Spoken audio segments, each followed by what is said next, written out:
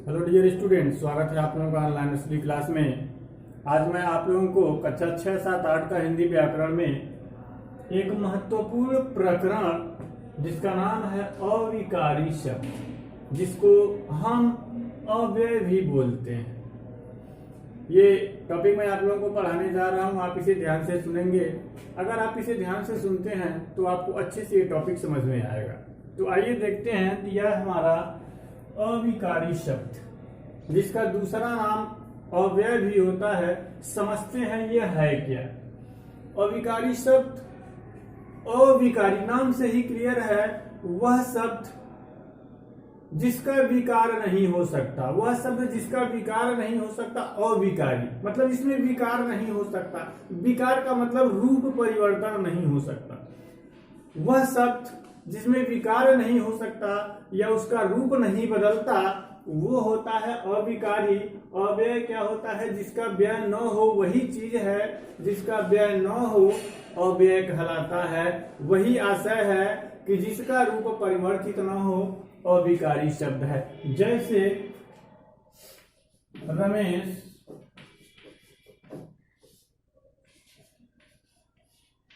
बहुत तेज दौड़ता है। राधा बहुत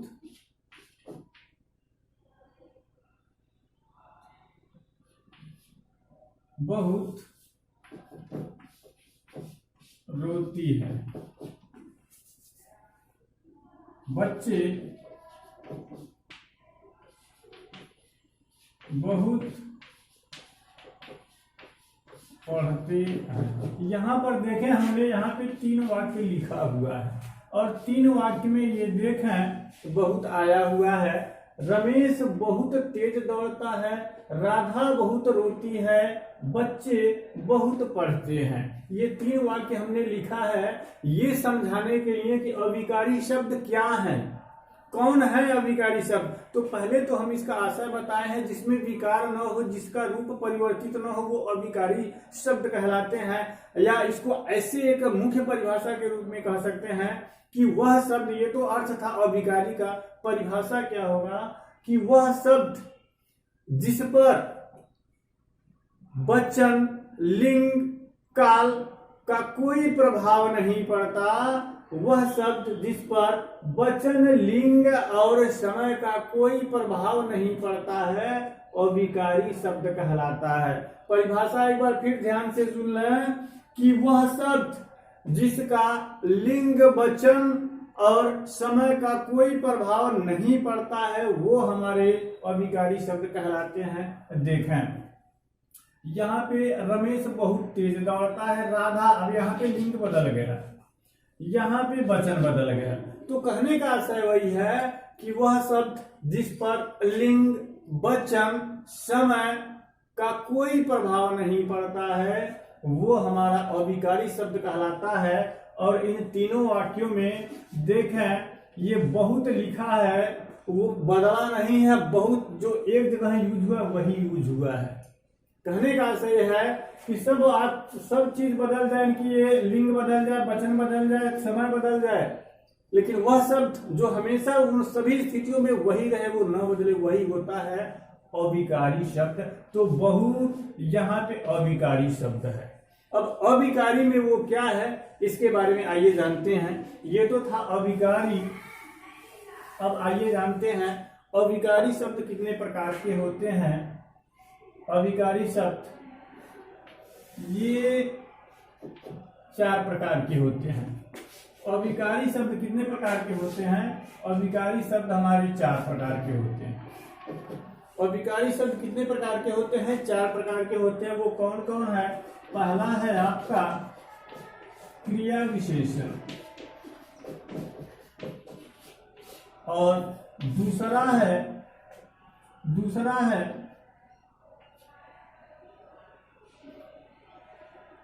देखेंगे आप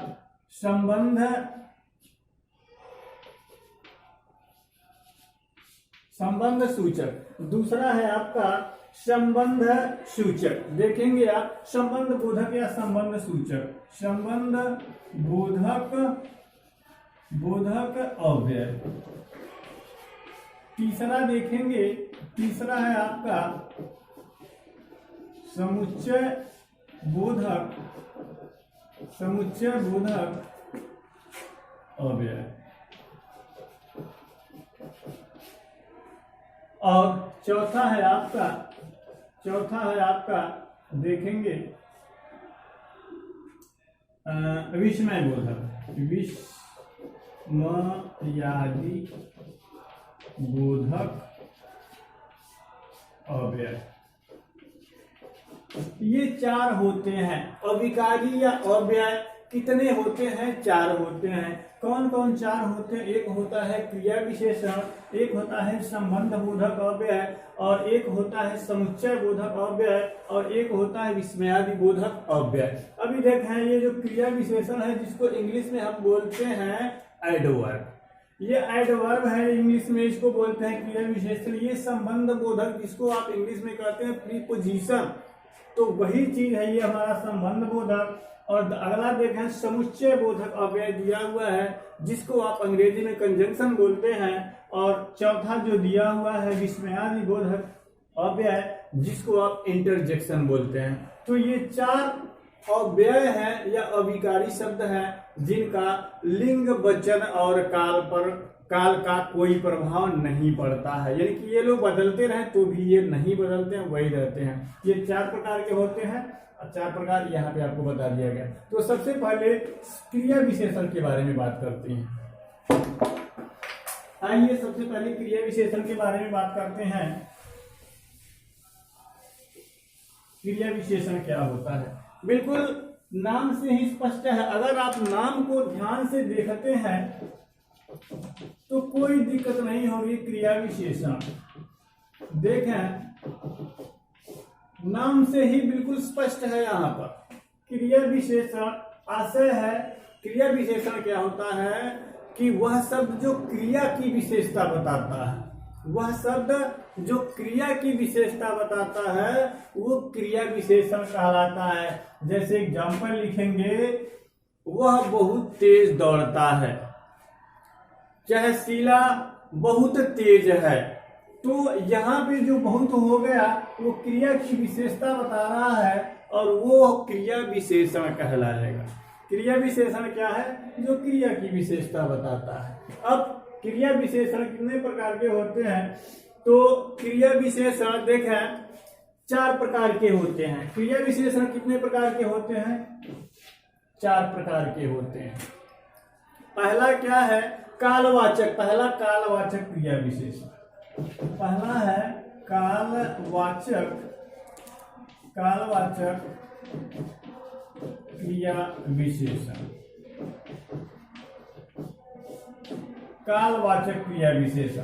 काल क्या होता है आपको पहले भी कई बार बताया जा चुका है। काल का मतलब समय, समयवाचक, यानी कि वह क्रिया विशेषण जो समय की ओर इंगित करता है, समय की ओर संकेत करता है, वो कालवाचक क्रिया विशेषण कहलाता है। उदाहरण के लिए उदाहरण देखेंगे आप, जैसे रमेश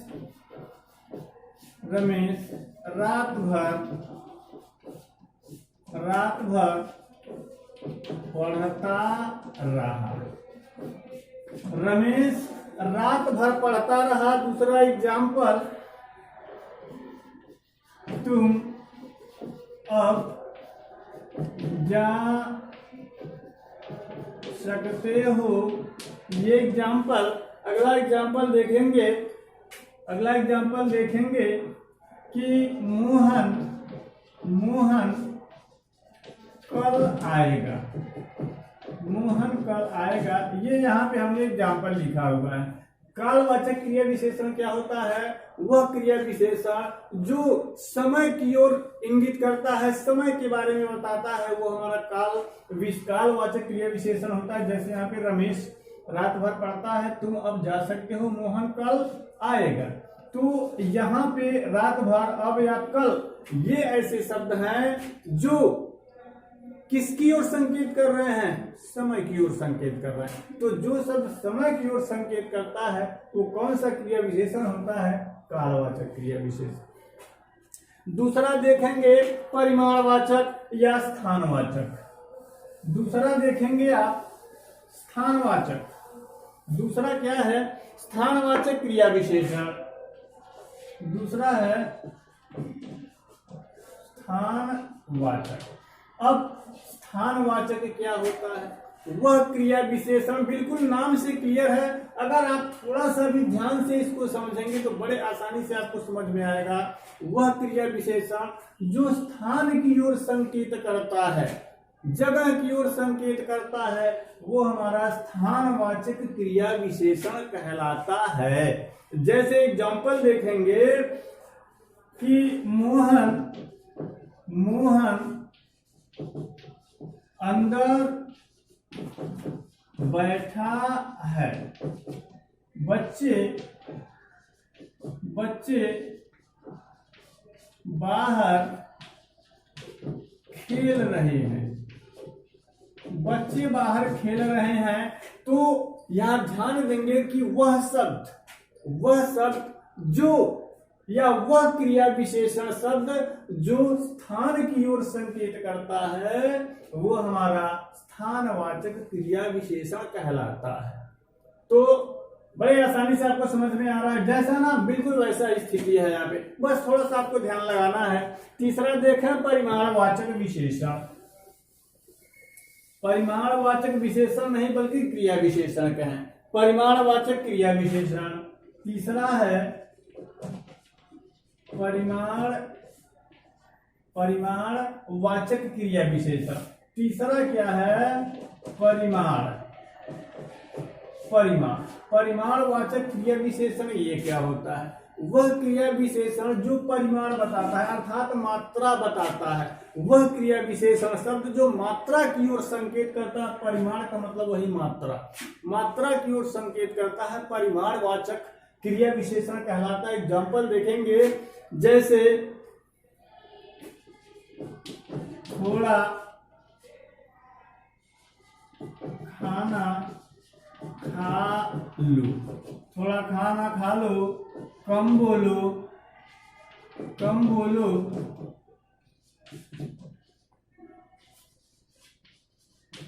कुछ तो बोलो। यहाँ पे देखेंगे हमने 3 वाक्य लिखा हुआ है, यहाँ थोड़ा है, यहाँ कम है, यहाँ कुछ है। तो ये ऐसे शब्द हैं, ये ऐसे क्रिया विशेषण शब्द हैं जो परिमाण को दर्शाते हैं, मात्रा को दर्शाते हैं। तो ऐसे शब्द जो मात्रा को दर्शाते हैं वो शब्द परिमाणवाचक क्रिया विशेषण कहलाते हैं। तीसरा हो गया। और चौथा देखेंगे आप रीतिवाचक क्रिया विशेषण। चौथा देखेंगे रीतिवाचक क्रिया विशेषण। चौथा है रीतिवाचक क्रिया विशेषण। रीत मतलब क्या होता है? तरीका, बैनर जिसको इंग्लिश में बोलते हैं तरीका, यानी कि किस तरीके से किया गया है कोई का। तो रीतिवाचक क्रिया विशेषण का मतलब है कि वो जो काम किया गया है, जो भी वाक्य दिया है, उसमें जो कार्य हो रहा है किस तरीके से किया गया, उसका मैनर क्या है। तो जो शब्द इसका इधर संकेत करता है वो होता है रीतिवाचक क्रिया विशेषण। जैसे बच्चे जोर जोर से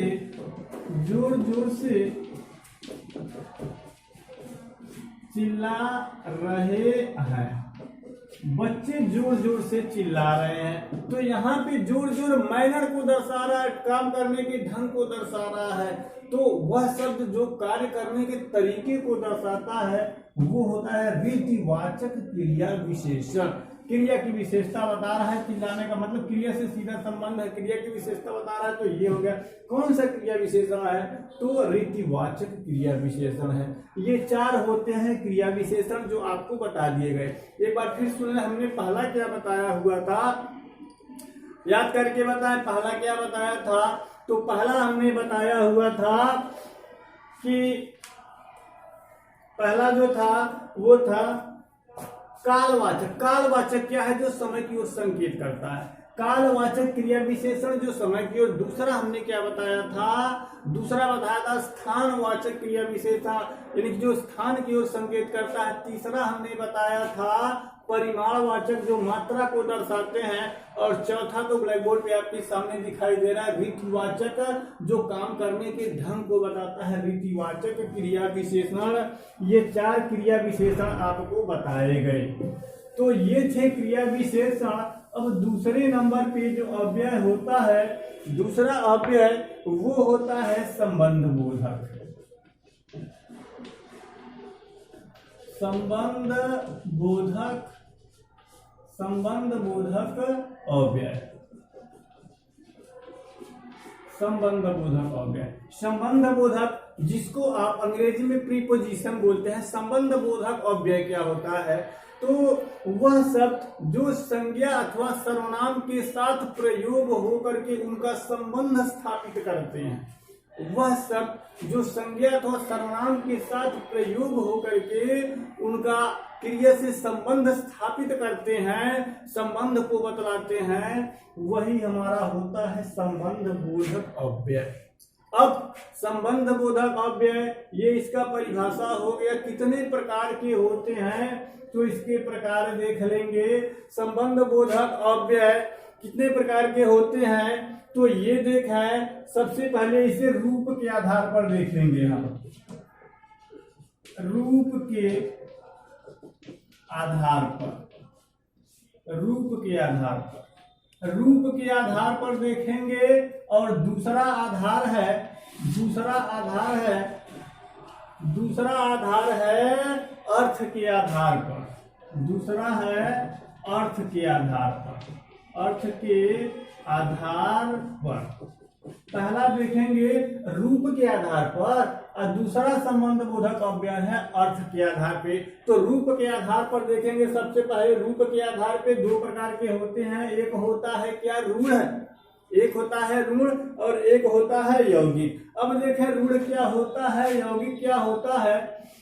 ये संबंध बोधक अव्यय है। एक होता है ऋण, एक होता है ऋण और दूसरा होता है क्या होता है? दूसरा यौगिक होता है। दूसरा क्या होता है? यौगिक होता है। ऋण क्या होता है? जो मूल रूप से होते हैं, वह संबंध बोधक अव्यय जो मूल होते हैं। मूल में क्या? जैसे का, की, के, ठीक है, उसके बाद में, उसके बाद पर। तो ये मूल है, तो ये ऋण है, किसी के संयोग से नहीं, वो मूल है, स्वतंत्र है, तो वो ऋण हो गए। यौगिक का मतलब, यौगिक, यौगिक मतलब योग से बना है, जो जुड़ करके बना है। तो ऐसे संबंध बोधक अव्यय जो योग से बने हैं वो यौगिक कहलाते हैं। जैसे यौगिक में के लिए, के बिना, के बिना, के साथ, के साथ इत्यादि। तो यहाँ पे देखें ये योग से बना है कि नहीं? के और लिए उन दोनों से मिलकर के बना है। के और बिना दोनों से मिलकर बना है। के और साथ दोनों से मिलकर, यानी कि यौगिक क्या होता है? जो जुड़ करके बना होता है, योग होकर के बना होता है, वही यौगिक है। समझना बिल्कुल आसान है। ऋण क्या है? जो मूल रूप से होता है, अर्थात वो किसी योग के नहीं बनता, वो स्वतंत्र होता है, किसी से जुड़ के नहीं बनता। जैसे का, की, के, में, पर, ये हमारा ऋण हो गया। यौगिक जो योग होकर के बना है, जुड़ करके बना है। तो ये था रूप के आधार पर। अब देखेंगे अर्थ के आधार पर। तो अर्थ के आधार पे संबंध बोधक अव्यय कितने होते हैं? तो ये कई होते हैं।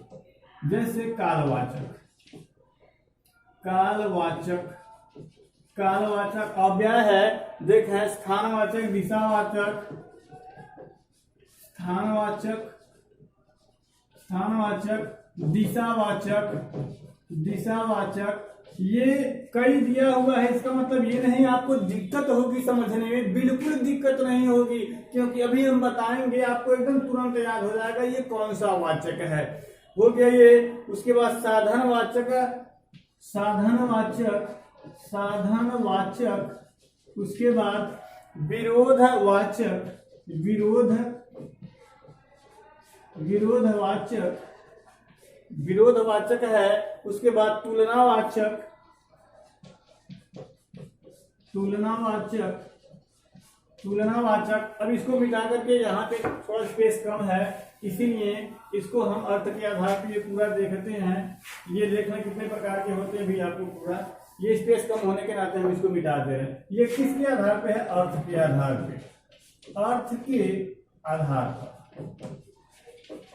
अर्थ के आधार पे संबंध बोधक के भेद, अर्थ के आधार पर संबंध बोधक के भेद। तो ये काल के आधार पर हो गया, तुलना वाचक हो गया, ये विरोधावाचक है, विरोधावाचक तुलना हो गया। व्यतिरेक वाचक, अगला देखें व्यतिरेक वाचक। अभी पूरा आपको समझ में आ जाएगा, बस थोड़ा सा लिख लेने दीजिए। व्यतिरेक वाचक, उद्देश्यवाचक, उद्देश्यवाचक, उद्देश्यवाचक हो गया। अब देखें आगे क्या दिया है, साहचर्य बोधक और समानतावाचक। साहचर्यवाचक, वाचक और समानतावाचक, समानतावाचक, वाचक।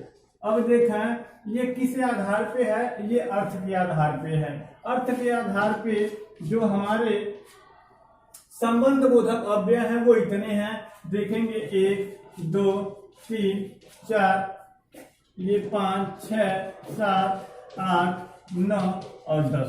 ये संबंध बोधक अव्यय हैं जो अर्थ के आधार पे हैं, ये 10 हैं। याद करना और समझना बड़ा आसान है। देखेंगे सबसे पहले हम बात करते हैं कालवाचक का। काल मतलब होता है समय, तो वह शब्द जो वह अव्यय, वह संबंध बोधक अव्यय जो काल की ओर, समय की ओर संकेत करता है। जैसे के बाद हो गया, के पहले हो गया, के पहले हो गया। तो ये जो अव्यय हैं, के उपरांत हो गया, तो के आगे हो गया।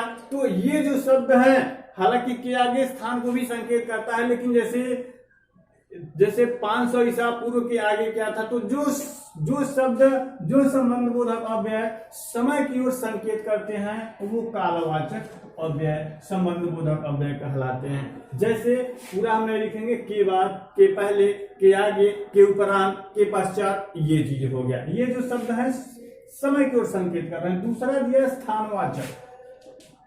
स्थानवाचक क्या है? वह संबंध बोधक अव्यय जो स्थान की ओर संकेत करते हैं। जैसे क्या हो सकता है? स्थान की ओर, जैसे के भीतर, के भीतर, के भीतर, या के अंदर, के अंदर, के भीतर, के अंदर, के सामने, के बीच। ये जो है स्थान की ओर संकेत। जैसे 2 दिन के भीतर तुम्हें अपना काम करना है, तो 2 दिन के भीतर, यहाँ पे जो है क्या स्थान, 2 दिन की नहीं, यहाँ पे ये समय की ओर नहीं बल्कि भीतर, मतलब तुम उस कमरे के भीतर ही बैठोगे, ये स्थान की ओर संकेत कर रहा है। तो के भीतर है, ये के अंदर दिया है। जैसे बच्चे कमरे के अंदर हैं, तो ये जो शब्द है वह शब्द जो स्थान की ओर संकेत करता है वो स्थानवाचक होता है। जो समय की ओर संकेत करता है कालवाचक होता है। काल को हम समय भी बोलते हैं। अगला दिया है दिशावाचक। तो वह संबंध बोधक अव्यय जो दिशा की ओर संकेत करता है, दिशा की ओर, जैसे इधर उधर, दाएं बाएं। तो ये जो ऐसे शब्द हैं, इधर उधर, तो ऊपर नीचे आगे पीछे, ये जो शब्द होते हैं वो दिशा की ओर संकेत करते हैं। तो जो संबंध बोधक अव्यय दिशा की ओर संकेत करते हैं वो दिशावाचक संबंध बोधक अव्यय होते हैं। बिल्कुल आसान है, जैसा नाम है उसी आधार पे है। अगला दिया है साधनवाचक। साधन मतलब देखा दिया है जिसके सहयोग से कोई काम किया जा सके, साधनवाचक। साधनवाचक में क्या हो सकता है? के द्वारा, के द्वारा हो गया, और की तरफ से, के तरफ, के पार, ये साधनवाचक हो गया। मतलब मतलब किसके द्वारा कोई काम हो रहा है, के द्वारा, के तरफ से या के पार। तो ये जो ऐसे शब्द हैं वो संबंध बोधक अव्यय के साधनवाचक हैं। किस आधार पे? अर्थ के आधार पे। साधन मतलब वो जो काम हो रहा है वो किस आधार पे है, कैसे किया जा रहा है, वो तो उस साधन के आधार पे, किसके द्वारा कोई काम करे तो के द्वारा की तरफ से ये हमारा आता है। इसमें विरोधवाचक, विरोधवाचक क्या होता है? तो वो अव्यय, वो संबंध बोधक अव्यय जो विरोध दर्शाते हैं। नाम से ही स्पष्ट है, ये विरोध जो जताते हैं विरोधवाचक संबंध बोधक अव्यय कहलाते हैं। जैसे विरोधवाचक में जैसे के खिलाफ, के खिलाफ, के खिलाफ, के प्रतिकूल, के प्रतिकूल, के विरुद्ध, के विरुद्ध, के विरुद्ध। तो ये जो ऐसे शब्द हैं वो विरोध जताते हैं। विरोध के रूप में जो यूज किए जाते हैं संबंध बोधक अव्यय होते हैं। कैसे? वो अर्थ के आधार पे विरोधवाचक संबंध बोधक अव्यय होते हैं। तो ये हो गया तुलनावाचक। तुलना मतलब उसमें तुलना किया जाता है। वो अव्यय जो तुलना के लिए किया जाता है तुलनावाचक संबंध बोधक अव्यय होता है। जैसे जैसे देखेंगे कि अपेक्षा, की अपेक्षा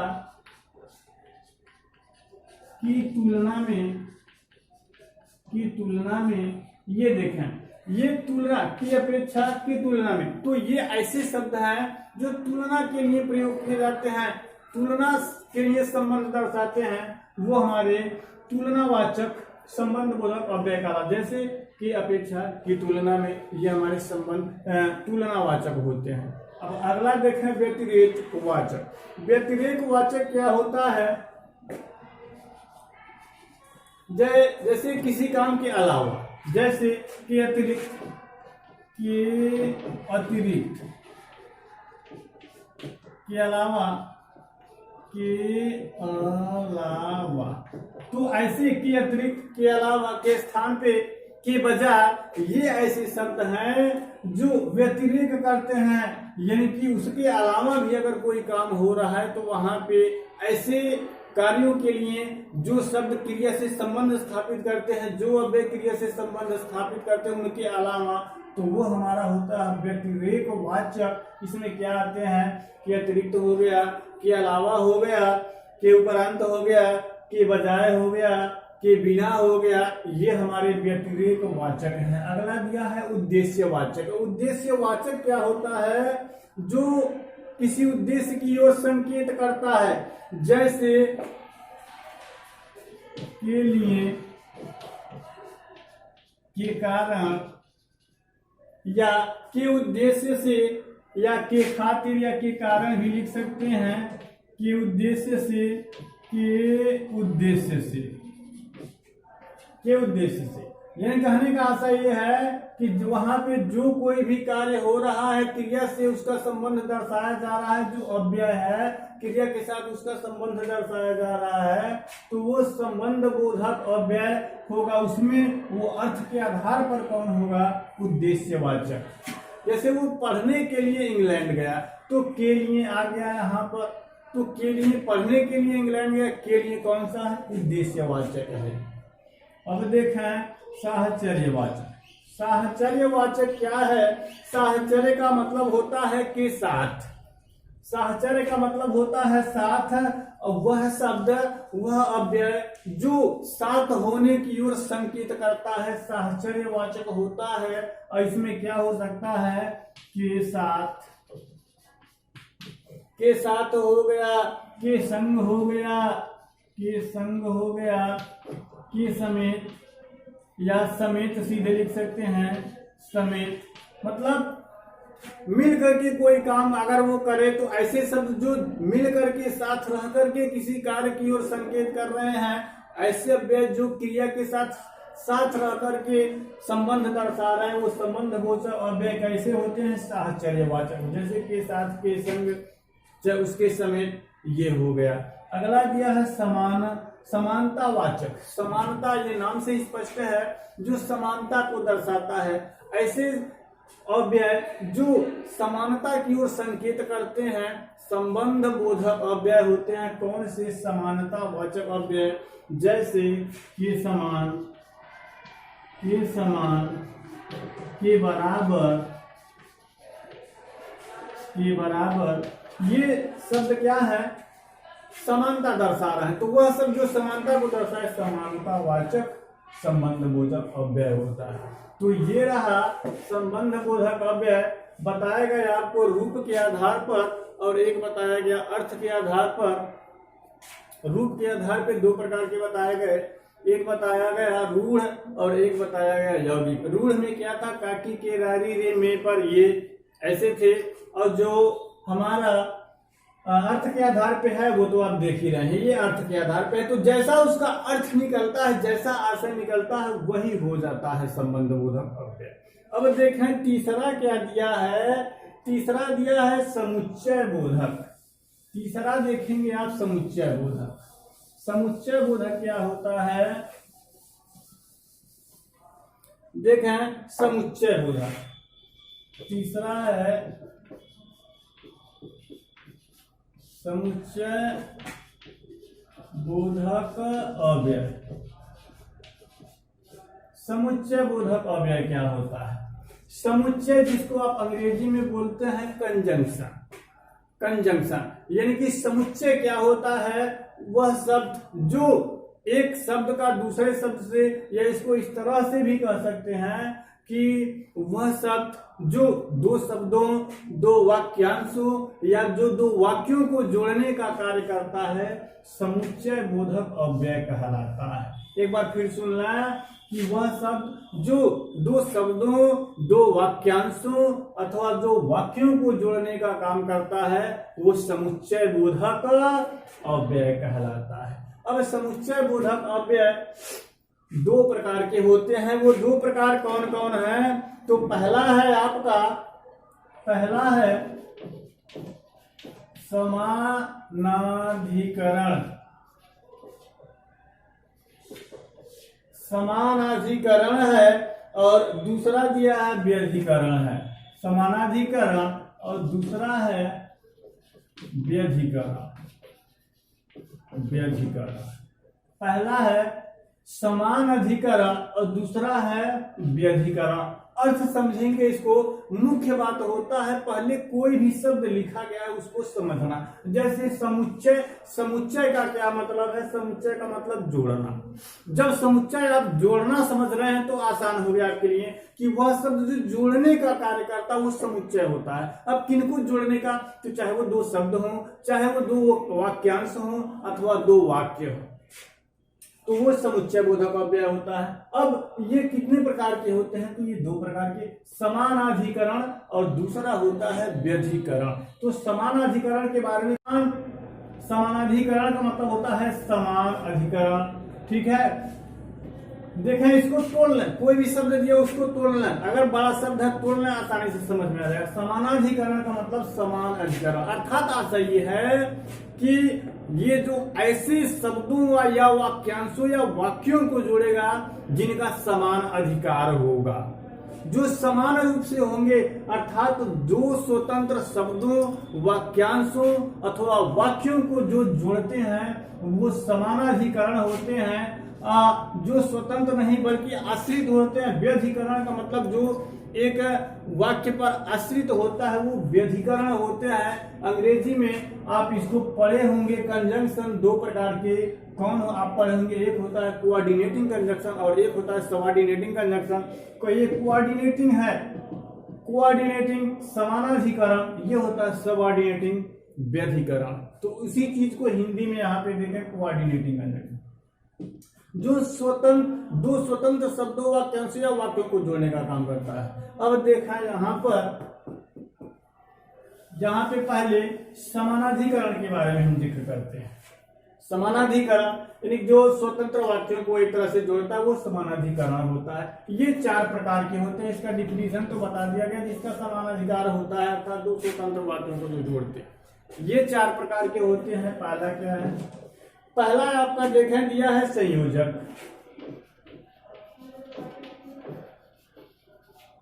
संयोजक है। दूसरा दिया है विकल्प है, विकल्प है, विकल्प। और तीसरा दिया है विरोध है, विरोध, चौथा परिणाम है। चौथा देखेंगे परिणाम है। परिणाम दर्शक, परिणाम क्या है, आप परिणाम दर्शक भी कह सकते हैं। परिणाम दर्शक ये चार प्रकार के होते हैं। समानाधिकरण समुच्चय कितने प्रकार के होते हैं, तो ये चार प्रकार के होते हैं। अगर बस इतना पूछा जाता है आपसे कि समुच्चय कितने प्रकार के होते हैं, तो आप बताएंगे समुच्चय दो प्रकार के होते हैं, समानाधिकरण और दूसरा होता है व्यधिकरण। अब पूछा जाए कि समानाधिकरण कितने प्रकार के होते हैं, तो जैसा कि इंग्लिश में आपको बताया गया है कि कोऑर्डिनेटिंग कंजंक्शन चार प्रकार के होते हैं। वो चार प्रकार कौन होते हैं, क्युमुलेटिव होते हैं, अल्टरनेटिव होते हैं, उसके बाद क्युमुलेटिव हो गया, अल्टरनेटिव हो गया, इलेटिव हो गया, और एक होता है एडवर्सेटिव हो गया। ये चार कोऑर्डिनेटिंग कंजंक्शन आपको इंग्लिश में बताए गए हैं, यानी कि क्युमुलेटिव, अल्टरनेटिव, उसके बाद इलेटिव और एडवर्सेटिव। यानी कि वही चीज है जो अंग्रेजी में है वही हिंदी में भी संयोजक है। संयोजक क्या होता है, वह कंजंक्शन या वह समुच्चय जो जोड़ने का काम करता है, दो स्वतंत्र वाक्यों को जोड़ने का काम करता है संयोजक। विकल्प दिया है कि वह संयोजक जो विकल्प के रूप में होता है, अर्थात जिस वाक्य को वो जोड़ रहा है वो विकल्प के रूप में है। अभी उदाहरण से आपको क्लियर हो जाएगा। तीसरा देखा यहाँ पे दिया है विरोध। यह ऐसे वाक्यों को जोड़ता है जो विरोधी होते हैं, एक दूसरे के अपोजिट होते हैं, तो ऐसे वाक्यों को जोड़ता है, वो विरोधवाचक समुच्चय होता है। और अगला दिया है परिमाणवाचक, अर्थात ये ऐसे वाक्यों को जोड़ता है जो परिणाम बताते हैं। परिमाण नहीं परिणाम करना। परिणाम आपकी किताब में क्या दिया है, आपकी किताब में परिणाम ही दिया है, परिणाम नहीं होता परिमाण हो गया। तो परिमाण अगर हम कह देंगे तो परिमाण का मतलब मात्रा हो जाएगा, परिमाण नहीं परिणाम है जो रिजल्ट बताता है। इलेटिव तो ये दर्शक देखें दिया है। परिणाम यानी कि वह परिणामवाचक क्या होता है, जो ऐसे वाक्यों को जोड़ता है जो उसका परिणाम हो। उदाहरण से क्लियर हो जाएगा, जैसे देखेंगे पहला दिया है संयोजक। संयोजक का मतलब जोड़ता है, जो जोड़ने का काम करता है समान वाक्यों को। जैसे यहाँ पे देखेंगे गांधी जी ने हमें सत्य और अहिंसा का पाठ सिखाया। ये एक वाक्य है, वाक्य के द्वारा समझेंगे। यहाँ आ गया है और सत्य और अहिंसा, सत्य और अहिंसा। यहाँ पे देखें ये स्वतंत्र, ये जो शब्द है एक दूसरे के समान ही है। क्या बताया हमने, संयोजक क्या होता है, यह संयोजक ऐसे शब्दों, ऐसे वाक्यांशों, ऐसे वाक्यों को जोड़ता है जो एक समान ही है स्वतंत्र रूप से, तो वो होता है संयोजक। जैसे यहाँ पे सत्य और अहिंसा लगभग ये दोनों एक ही तरह के वाक्य हैं, तो ये यहाँ पे ऐसे वाक्यों को ये और जोड़ रहा है, तो यहाँ पे और क्या हो गया संयोजक। और क्या क्या इसमें आ सकते हैं, संयोजक वाले में आपका आ जाएगा और आ जाएगा, इसमें और आ जाएगा एवं आ जाएगा व। ये जो तीन कंजक्शन है, तीन समुच्चय है, वो संयोजक वाले होते हैं, क्योंकि वो एक समान वाक्यांशों, शब्दों या वाक्यों को जोड़ता है। अगला दिया है विकल्प, यानी कि इसमें जिन वाक्यों को, वाक्यांशों को या शब्दों को जोड़ेगा उसमें विकल्प होगा। उदाहरण के लिए जैसे पढ़ो या घर जाओ, ये उदाहरण देखेंगे आप। पढ़ो या घर जाओ, यहाँ पे दो क्रिया हो रही है, एक पढ़ने का, एक घर जाने का, लेकिन वहां पे विकल्प दे दिया है, चाहे पढ़ो और चाहे घर जाओ। ऐसा नहीं दोनों काम हो रहा है, दोनों काम नहीं हो रहा है, एक ही काम करने के लिए कहा जा रहा है, चाहे पढ़ो अथवा जाओ। तो ये जो कार्य है, इनको घर जाने वाली बात और पढ़ने की ये जोड़ रहा है। ये कैसे वाक्य है, विकल्प दे रहा है, या तो ये काम करो या तो वो काम करो। तो ऐसे शब्द, ऐसे समुच्चय बोधक शब्द जो विकल्प के रूप में दर्शाते हैं, विकल्प दर्शाते हैं, वो होते हैं विकल्प। जैसे देखेंगे इसमें क्या क्या आ सकता है, या आ जाएगा, अथवा आ जाएगा, या हो गया, अथवा हो गया, चाहे। चाहे ये तीन ऐसे समुच्चय हैं जो विकल्प को दर्शाते हैं। जैसे ये काम करो या वो, ये करो अथवा वो, चाहे ये चाहे वो, तो ये विकल्प दर्शा रहे हैं। तो जो विकल्प को दर्शाता है वो होता है या अथवा चाहे। अब देखें अगला दिया है विरोध। ऐसे समुच्चय जो विरोध को दर्शाते हैं वो विरोधाभासी। जैसे क्या हो जाएगा, यहां पे देखेंगे मोहन गरीब है परंतु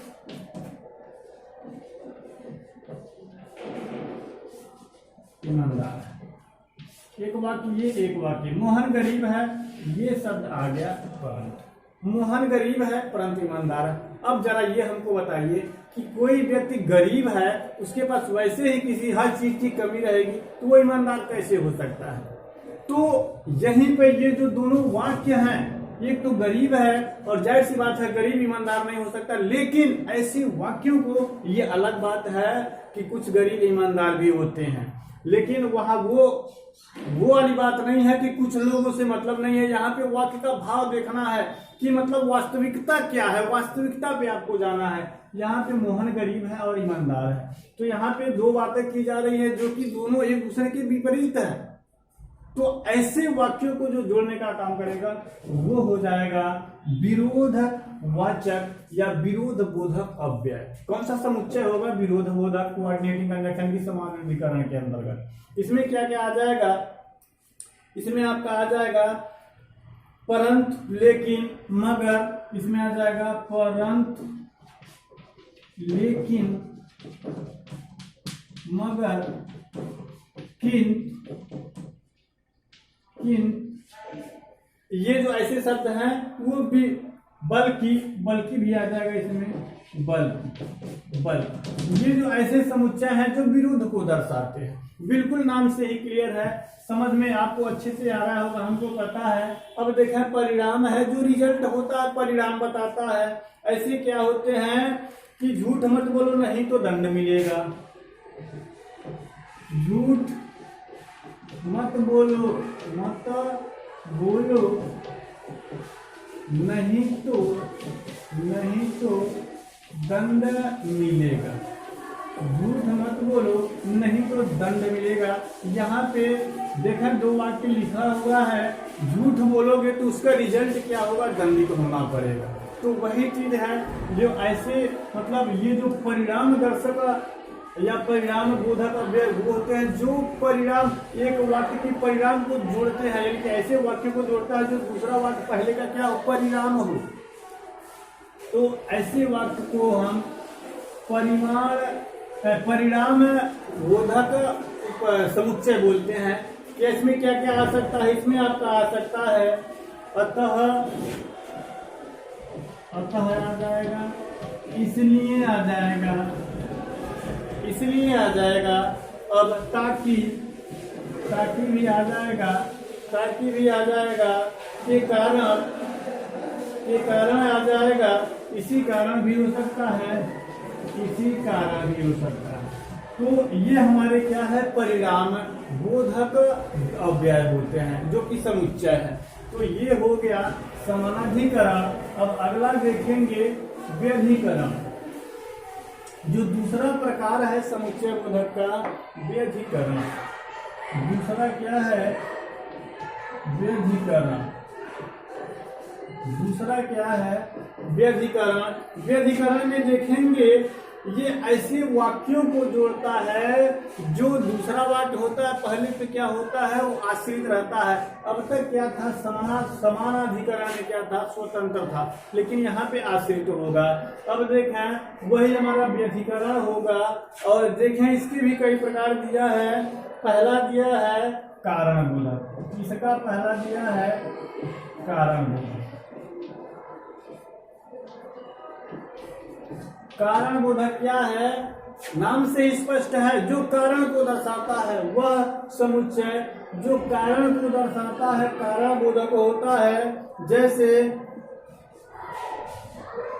जैसे गुप्ता जी विद्यालय नहीं गए क्योंकि वे बीमार थे। यहाँ पे दो वाक्य देखा, गुप्ता जी विद्यालय नहीं गए, एक वाक्य ये हो गया, वे बीमार थे, एक वाक्य ये हो गया। इनको जोड़ा है क्योंकि। अब वे बीमार थे और गुप्ता जी विद्यालय नहीं गए। गुप्ता जी विद्यालय नहीं गए क्यों? कारण है ना, इसमें कारण है गुप्ता जी की विद्यालय नहीं जाने का कारण क्या है कि वो बीमार थे। तो ऐसे वाक्यों को जो शब्द जोड़ता है वही होता है कारण बोधक। यहाँ पे देखें आश्रित है, एक दूसरे में संबंध है, जो वाक्य है यहाँ पे एक दूसरे में संबंध है, एक दूसरे से आश्रित है, तो वो होता है कारण बोधक। अगला देखेंगे संकेतवाचक। संकेतवाचक या संकेत बोधक क्या होता है? संकेत बोधक क्या? इसमें संकेत दिया जाएगा। नाम से स्पष्ट है कि जिस वाक्य में किसी काम को करने के लिए संकेत दिया जाए, अर्थात जो ऐसे वाक्यों को जोड़ता है जहां पे संकेत दिया गया तो वो संकेत बोधक होता है। जैसे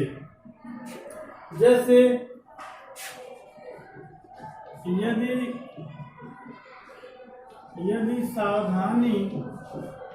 सावधानी बरतोगे तो दुर्घटना नहीं होगी।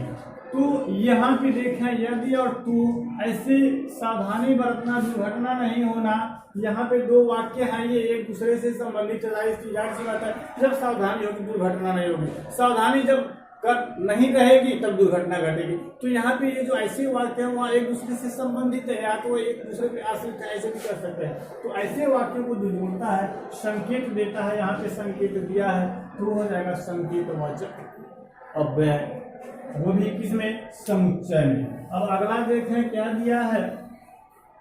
अगला हमारा दिया है स्वरूप बोधक। इसका तीसरा दिया है व्यधिकरण में स्वरूप बोधक। स्वरूप बोधक क्या होता है देखेंगे। स्वरूप को दर्शाता है, किसको दर्शाता है? वे अव्यय जो पहले उपवाक्य या वाक्यांश के अर्थ को और अधिक करने के लिए, और अधिक स्पष्ट करने के लिए प्रयोग किए जाते हैं स्वरूप बोधक। जैसे आज 15 अगस्त अर्थात हमारा स्वतंत्रता दिवस है। जैसे आज 26 जनवरी अर्थात गणतंत्र दिवस है। गणतंत्र दिवस है। यहाँ पे देखें गणतंत्र दिवस और 26 जनवरी, यहाँ पे किसी शब्द के बारे में और अधिक स्पष्ट अर्थ कुछ कह देने से और अधिक उसका अर्थ स्पष्ट हो जाए। 26 जनवरी तो सभी लोग जानते हैं 26 जनवरी। अब ये कह देंगे 26 जनवरी तो एक सामान्य डेट भी हो गया, लेकिन अगर ये कहना 26 जनवरी अर्थात गणतंत्र दिवस, 26 जनवरी को किस रूप में जानते हैं? हम गणतंत्र दिवस के रूप में जानते हैं। तो वही कह रहा है कि जहाँ पे वाक्यांश या वाक्यों को कह देने से उसका अर्थ और अधिक स्पष्ट हो जाता है, वो होता है स्वरूप बोधक। जैसे आज 26 जनवरी है अर्थात गणतंत्र दिवस है, तो 26 जनवरी को गणतंत्र कह दिया गया है तो और अधिक उसका अर्थ स्पष्ट हो गया है। तो ये अर्थात है यहाँ पे जोड़ा हुआ है। ऐसे कौन कौन से हो सकते हैं? अर्थात होगा, यानी होगा, ये ऐसे शब्द हैं जो स्वरूप बोधक होता है। इसका चौथा देखेंगे उद्देश्य बोधक। व्यधिकरण में उद्देश्य बोधक कह रहा है कि ये अव्यय आश्रित उपवाक्यों से पूर्व आकर उपवाच्यों का उद्देश्य स्पष्ट कर देता है, वो हमारा होता है उद्देश्य बोधक। वो क्या होता है? उद्देश्य बोधक होता है, जो उसका उद्देश्य को और अधिक स्पष्ट कर देता है। जैसे वाक्य देखेंगे, जैसे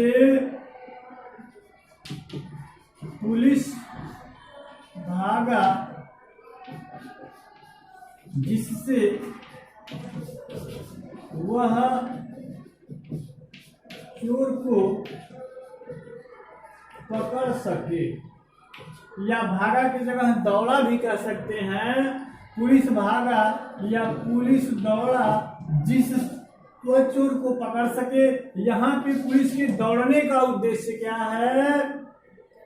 चोर को पकड़ने का, यानी कि जो कार्य हो रहा है, जो वाक्यांशों या वाक्यों को जोड़ रहा है, उसको करने का कोई उद्देश्य हो, तो ऐसे शब्द, ऐसे वाक्यांशों या वाक्यों को जो शब्द जोड़ता है वो होता है उद्देश्य बोधक समुच्चय। तो ये 4 हो गए व्यधिकरण के। अब देखें अगला हमारा होता है जो अभिकारी में, अभिकारी के भेद है। चौथा देखेंगे, चौथा क्या है? तीसरा हमने देखा समुच्चय है, चौथा देखेंगे। चौथा है विस्मयादि बोधक।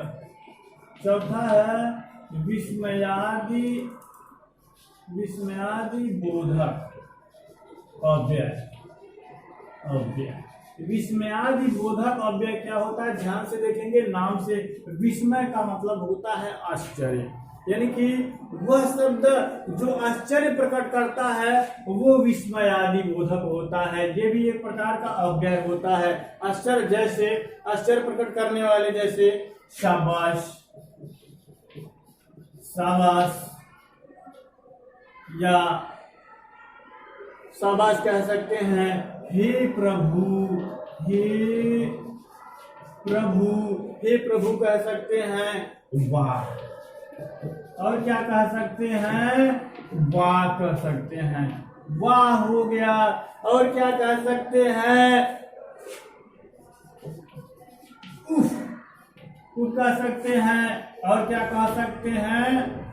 छी, बड़ा गंदा लड़का है ये, ऐसे कह सकते हैं। और क्या कह सकते हैं?